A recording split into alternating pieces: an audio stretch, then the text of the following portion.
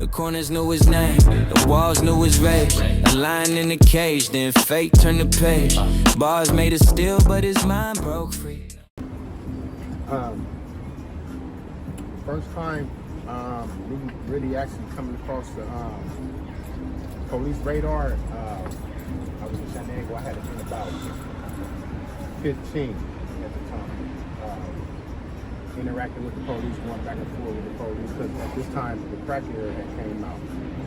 The police was just, it's like war on drugs, so they was like just coming in. I'm 15 years old. They trying to figure out what's going on, you know what I'm saying? Like, what's this boom? Why everybody on the street? You know, it was just like, when it first came out, it was of age to see the awesome the crack cocaine there, you know what I'm saying? And I was able to get my hands on it, you know. I needed like $20, $50 and get a double up. That's what we call double up. Get someone $50 and you do $100 worth of dope and you make $100 that fast. That was like mind blowing when you in high school in 9th grade, you know what I'm saying? So I believe I was 15 because I'm getting stopped by the police, you know, being harassed, you know, money being taken, you know. At first, they didn't even know what the dope was. They just threw it on the ground and stomped on it. Get out of here. They didn't know what it was, you know. Like cocaine and rock. They didn't know it was drugs, you know. So that's when I first started getting in the data bank. And then they started taking pictures because I was involved with the gang. So they started taking pictures. They started, putting us in these sections. Okay, you guys over here, we're gonna document you guys over here, you guys over here, we're gonna document you guys over here. So that was my first interaction with me getting spotted and noticed by the police. I want to say about 15. Mm-hmm. So at that point in time, did you were you already aware of how the police conducted themselves in regards to racial profiling, prosecuting young black men and women? Yeah, I seen that at an early age. I had family members getting into it with the police in our neighborhood. Before even the gangs came out, my uncle was growing up in the 70s. And he had got into an altercation with the police and got fisticuffs. And it was, at that time it was crazy. At that time they didn't prosecute you for a fight. The police was able to sue the actual person, you know what I'm saying, that did something to him. That's where he had got caught up on. And I seen it, actually seen him fight the police, He was on some stuff like get off my property type stuff. They were trying to rough him up, and back then it was that was the law. They can't just come on your property unless they got a warrant. Right. He was pushing that you can't take my rights away, get off my property, it's my house. So they got the tussling, and he got the best of them. He ended up, Daniel police took me down. So I seen this at a young age. I had to be about 10 years old. Seen that. So I seen how the police, they roughed him up. I was scared at a young age. So I seen how the police was coming in the neighborhood. And also I remember when growing up, how the police would come and, terrorize our little neighborhood. So when somebody got drunk, or somebody that was on PCP, because PCP was bad back in the 70s. I heard that. Yeah, it was kind of experiment, that older generation. And so they didn't call the police. What they did was, and what it worked was they called somebody like my uncle. He was a big dude. And they'd be like, can you help? Can you, sustain him? Can you get him down? And, they used to tie him up and put water. I remember that my uncle had to do all that type of stuff. So basically, they was community policing themselves because they knew if they called the police would kill them in the 70s at that time. So, I seen how the police was interacting with, the black community at the time. Yes, I was able to see that. What did San Diego teach you about survival back then? I want to say I learned about survival inside my household. You know what I'm saying? I seen how my mom was struggling. I seen her hustling, doing her thing, criminal activity in the household. She had a job, but still had to make ends meet, you know what I'm saying? Whatever she was doing, she was doing, people getting in and out of the house and stuff like that. And then as I reached old enough to go outside actually to see it for myself, I was able to see, you know, how the neighborhood was moving. And, you know, when I say the neighborhood, my community, you know, we weren't getting paid. They wasn't getting paid no amounts of money. So they was, you know, people started taking up hustles. You know, I seen the pimps, I seen the prostitutes, I seen the dope dealers, I seen the robbers. You know what I'm saying? I was able to actually label them because I knew what they was. Because they, you know, they in and out my household. You know what I'm saying? I can, you know, I'm not stupid enough. I understand when, you know, they talking their talk inside, you know, the household. And if you know anything about the black community, whatever happens in this household stays in this household. You know what I'm saying? So, you know, I seen the activity at a young age.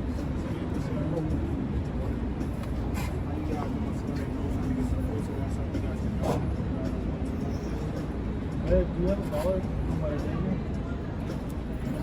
Here, I got some. Here you go, bro. I have some change on me. You will. Okay. So tell me, who were you before you got locked up? I was a son. I was a grandson. You know, I was somebody, a kid, you know, that they loved, and I was happy. You know what I'm saying? I enjoyed being with family at a young age. I remember that.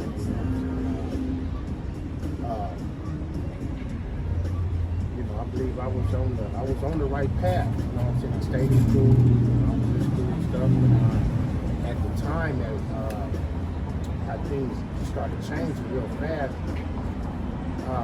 you know, that I gotta say that crack era, I gotta always go back to that crack era, man. I was in that age limit where I seen, you know what I'm saying? You gotta think it came out, I wanna say 85 in Southern California. I was 15, so I'm a teenager. So I seen all the other teenagers, you know, involved. And so I was attracted to it where fast money and I can help out the household, and you know, like I wouldn't be running around asking for a couple of dollars because I had access to, you know, making some money. You know what I'm saying? And that's what it was. It was a lot of quick money, and it was easy access to it if you had the mindset for it. If you wasn't on drugs, either you were selling drugs or you owned drugs. There wasn't no in between. I'm curious, like, walk me through like the crack area, because like, is it how like the movies and the show? You never seen Snowfall? Is it like that, or is it that a little more Hollywood? It was like that. It was like that. I watched that whole series. So it's basically like Hunter's Point, but it's all like bigger than just one division of the city. Yes. It was like really all over the place. It just blew up, and it was all over the place. There was nowhere where you couldn't, you know, it was off the hook. You know what I'm saying? The murder rate was up.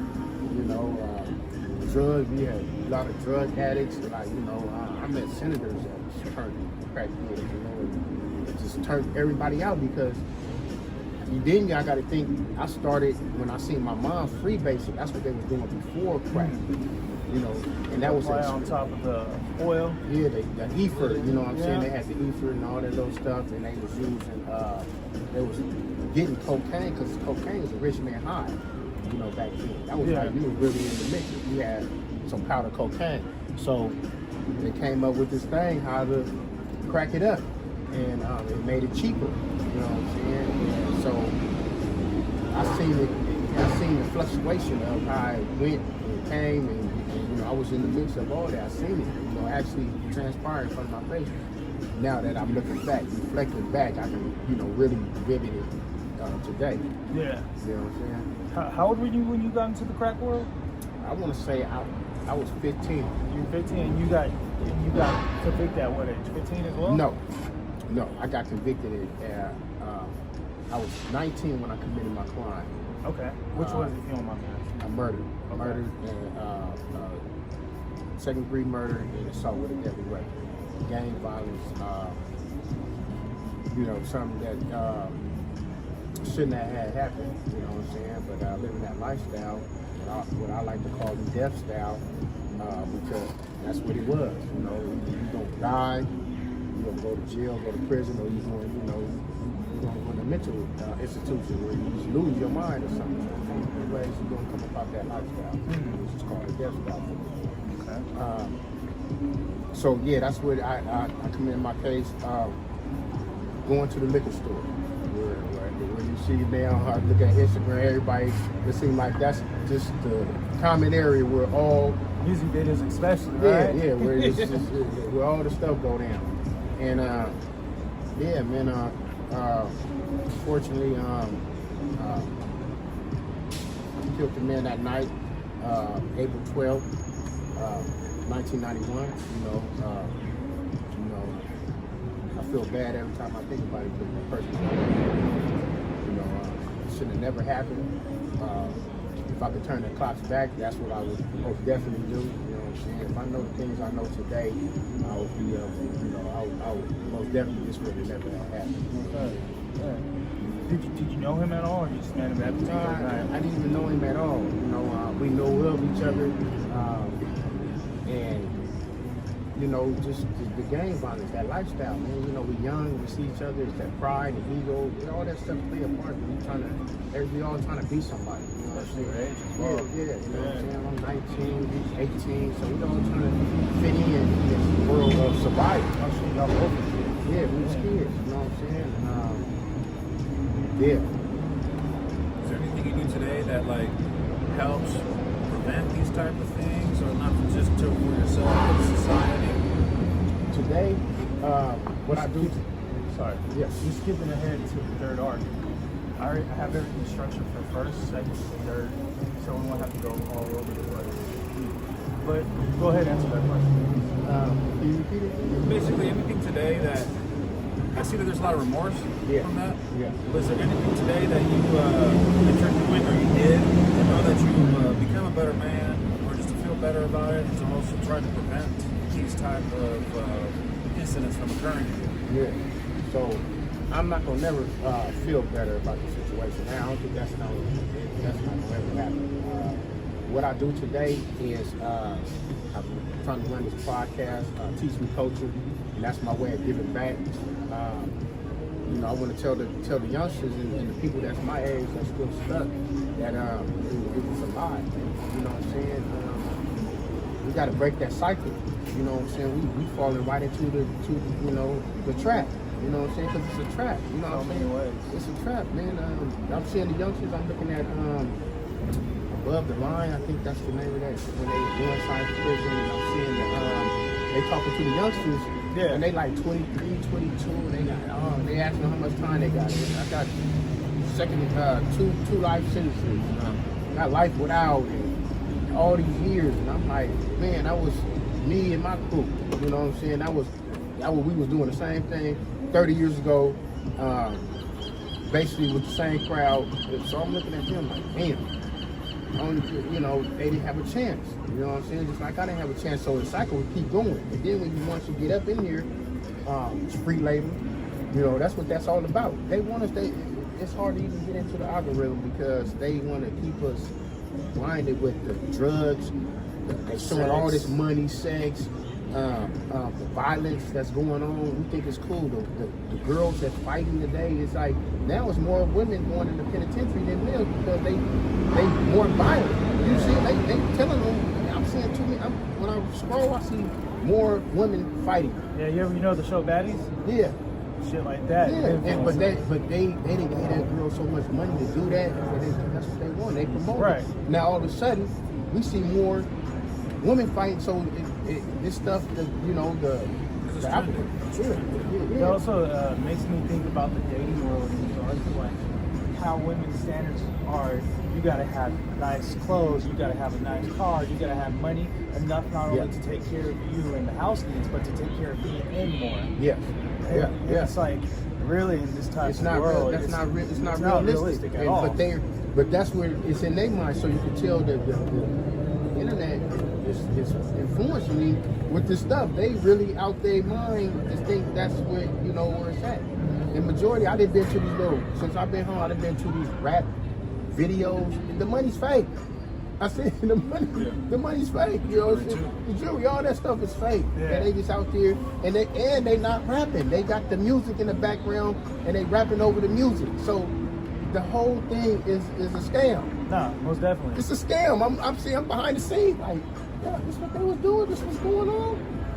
I'm seeing they got the Louis bag. I don't even know if the Louis bag real. It's all a fugazi. All a fugazi. Yeah, they got these stacks of money in there. Yeah. Yeah, so, but they believing into it, man, you know what I'm saying? So, it's a sham, you know, so I go back to where I say, I've been doing this for like three weeks now, so I'm trying to get Oh, you're in your infancy. yeah, I'm in my infancy of it, you know what I'm saying? So, but I'm seeing that they don't want to let me in because they see the positivity, but I see my thing is, I saw you got like 150 subscribers right now. Yeah, so I see it's getting there, right? But they not letting me in and support the views because they running. And I'm looking at the drama of the people and the booty out and all that other crazy stuff. They getting a million views. You know what I'm saying? You know, so they let the algorithm, they, you know, see what they want you to see. You know what I'm saying? Nah, that's and I'm starting to see it now that I'm involved in it. I'm starting like, man, this is gonna be a fight. You know what I'm saying, on positivity, but I'm gonna keep it positive. I'm gonna stay doing what I'm doing. You know what I'm saying? I'm gonna stay doing what I'm doing. This is true authenticity. You know what I'm saying? I done been through fire. I didn't get shot up. I've been shot and left for dead. You know, I done been to the pen, did 30 years on level 4, did 24 years on the high, on maximum security. So I done seen it, done it all. I walked up out of prison without a scratch. That ain't nothing but God. That ain't nothing but God. I was in riots. I don't know if you see what goes on in prison. I seen videos of that. riots. That's real talk. Before the videos was able to come in there, it's crazy. You know what I'm saying? We in there riding with each other. They forcing us to ride with each other. They know how to put the bullshit out there, and we out there trying to kill each other.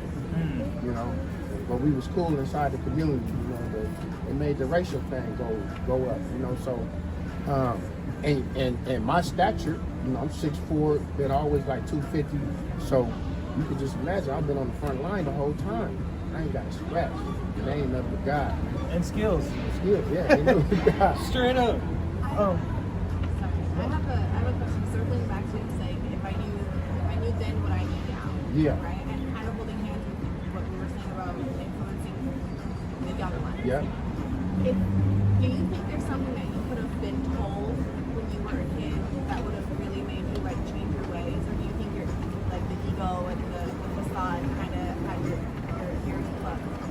And I always think about that question because I have people in my ear. I come from a good family. Right? You know, I couldn't say I come from a destructive family. They did the best they can. My mom, she was a single parent. She did the best she could. I believe truly if I had a male figure inside my household that can, you know, tell me right from wrong, because my mom, single mother, they call that latchkey kid, which you put the key around your neck and then you let yourself in the house and you got to fend for yourself. You know what I'm saying? Basically, there's food in the refrigerator, make you something, because she's at work. You know what I'm saying? So as a child, I was leaning on my own understanding. How I'm gonna learn if I'm leaning on my own understanding? You know what I'm saying? Who's telling me what I got to do, what I should do? Go read, go do some workout. You know, get your, you know. I didn't have nobody telling me that. So I'm like, I had uncles, but that was part time. That wasn't full time. You know, Right. You know, they did the best they can. But you know, we talking about somebody I believe somebody has to be right there and guide that kid. You know what I'm saying? I was raised on my own. I'm the only child. I didn't have nobody to really communicate with growing up. So that played a big part of my growth. You know what I'm saying? Growing up. Who you were. Yeah. Where was your father? My father moved out my house when I was, you know, broke up with my mom when he was 5 years old. They was married. So he's in Florida as we speak right now. He lives in Florida.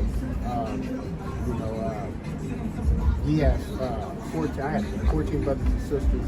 I spoke to him since I've been home, went out to visit. You know, seen the majority of my sisters and brothers. So yeah, he my mom just didn't see eye to eye. So, you know, we left. You know. sorry about that. I know. Yeah. Do you remember your very first run-in with the police? My very first run-in with the police. Yeah, like I say, it had to be went off around. My very first run-in with the police, I think I was about 11 years old. I want to say 11 years old. I was living in San Jose with my aunt at the time, and she had just bought me a slingshot with the arm brace and all. So I was so excited. Man, that's old school right there. Yeah. And I was so excited. You know, I had a slingshot, and I was going to the creek to you know, shoot it and stuff. So I'm walking from the creek going home. Police pulled up on me, white police, and he threw me in the back of the police car. Said, "This is against the law. This ain't. You can't have it. This is illegal. The slingshot." So I'm as a kid. I'm like, what? You know, he handcuffed me and everything. You know what I'm saying? Yeah, white cops. Yeah, white cops. Yeah. So he put me in the back of the police car, and took me to my aunt's house. Took me to the house, and he confiscated the slingshot. You know, and let me go with my aunt. Talking about that was a warning. You can't have this, that. But that was my first time interacting with the police, scared to death, not knowing what, you know, I ain't know this illegal, you know what I'm saying? Yeah. You know. But yeah, that was my first interaction, me personally. I seen, you know, my uncles getting into stuff, my mom having fights in the house. Yeah. Did he cite you at all? No, he didn't cite me. Okay. That story reminds me when I had this blue-nosed pit bull. I was like 12 years old. Yeah. And this white cop in our neighborhood named Clifford, he came through, and my dog like stepped outside and it was still on my property on the grass. Didn't like approach us all. Just like ran right back in. Yeah. He's like, "Is that your dog?" I'm like, "Yeah." He's like, "Looks like that dog doesn't have any documentation." He wrote me like $1,000 ticket. Yeah. And I remember I couldn't get my license because that shit prohibited me from getting it, so I had to pay it off. Yeah. But looking back, I'm like, damn, that was hella racist, bro. Yeah. It's hella racist. Yeah. Before that run-in, what was the vibe? Did you understand that the cops were out to get people of color, or did you, as a citizen, have to believe that they were there to protect you? Growing up, you got to think early on. When we was in kindergarten, in first grade, I can go back to like around that time where the police used to come to the elementary school and hand out the paper badges, and we was proud to have a little paper badge on our chest. You know, they used to come and talk to us and say, "This is what we're here for, the community," and stuff like that. And then as time went on, like I say, I come up through the years. I was born in 1970, so I can actually count the years of how things was going on. And so when it's 1976, 77, 78, you got to think the Black Panther was strong at the time. And now, you see, it's a lot of spotlight on the black community now. Before, we were flourishing, everybody was working, everything was cool, as far as I could see. With the community, the police coming to the, before then, like 74, 75, 76, they would come into the schools and talk to the kids and say that, we're here to protect you and look after you, it's what you do and all of that stuff. So as time went on, 78, 79, I started seeing, and I'm out here in 78, 79, and I obviously knew the police weren't on our side when I got here. I was subject to the elements, really. Like, I was on San Pablo, where that's the original Cold Skull, not international. Everybody So her back in the day. I was the original when they were. So I seen it at a young age, 78, 79, 80, 81. You know what I'm saying? I seen it. Like, I seen the map I seen the California Hotel popping. You know what I'm saying? So I was there, not knowing I was there. You know what I'm saying? Until reflecting back, and damn, I was in that movement. Didn't even know. You know. You know what's crazy about that? There's a fun fact. There's some renegades that are trying to resurrect that whole strip. Oh, is they? Yeah, my homeboy lives over there. He'd be telling me when he walks through there, there'd be some out there. I'd be like, damn, they're trying to resurrect that whole area right there. Yeah. Oh, they're trying to do. Because if you think about it, all of international, Yeah. it's hella hot now. It's burnt. They burnt it out. Yeah, They burnt it hell out. hot. Then you have better traffic over there because they didn't put them damn things. Oh, you notice that shit, Yeah, right? On yeah, the side streets, yeah, they made it so like you can't just go through the streets anymore. Yeah. You have to come out a certain way so they can catch your Yeah, ass. yeah, you see that. Yeah. You see what's going on. Yeah. So that would be the obvious place, you know how they had it back then, but yeah, I was out there when it was booming, and I seen these young eyes at that time. I seen some stuff. You seen when pimps was dressing like real motherfuckers. I seen pimps with chandeliers. You thought that was something, with chandeliers on their car? I seen them with chandeliers literally on the car, in That's the crazy. front, in the back, they had the little chandeliers. Yeah. I actually seen it. So I'm like, wow, diamond in the back, all that good stuff. But yeah, I actually seen it, with the brim hats and the whole nine, So let's move on to. Hey, this is Ray McGee from Teach Me Culture. You just got to watching the first episode of me talking about my first interaction with the police as a youngster. This goes back to the culture. We're going to talk about the culture and what's going on in our community. These are the students that want to do an interview with me. I think I looked at this interview a few times and I felt like this was a good educational thing to put out, especially to the mothers that have young black boys that they're raising, and especially single mothers out there that the father's not around. So the police is trying to document us at a young age and put us under that paperwork. Even the schools is doing that today. So this is something that we got to be aware of, and I want to make it aware to my folks out there, to my loved ones that's going, that's raising these kids out there, because this is what's going on in our communities. And so this is a 2-part documentary. It's a 2-part series with me, and it's a documentary with the students that's doing this. I was able to give them some insight on, a young black male growing up in in our communities out there, in our black communities. So it worked for both of us because I'm able, to use it on my platform on Teach Me Culture, to let, my people know that, they need to watch out for these things as far as, the first interaction with the police, and what you need to, basically tell your kids, because they are documenting us. I remember, when I was coming up, they was, putting us in paperwork, taking pictures of us. All that's illegal. They can't be doing all this. You know what I'm saying? Because that stuff follow us all the way into, when I'm grown, I'm 55 years old, and that stuff still following me today. So, I'm just trying to enlighten my loved ones and let y'all know what's going on. This is a part 2 series. That was the first part of it. Be looking out for the second part. I want you guys, to have a Merry Christmas and a Happy New Year's. Let's bring this 2026 in with a bang. And, I love y'all out there, and peace. The corners knew his name, the walls knew his rage. A lion in the cage, then fate turned the page. Bars made of steel, but his mind broke free. Stories in the dark where the light can't see. No regrets, no tears, he did it his own way. A Southeast legend, call him L.A. Ray. Now he's teaching about the culture, talking about the truth. Bearing all the scars that shaped him as a youth. Teach me culture, teach me culture.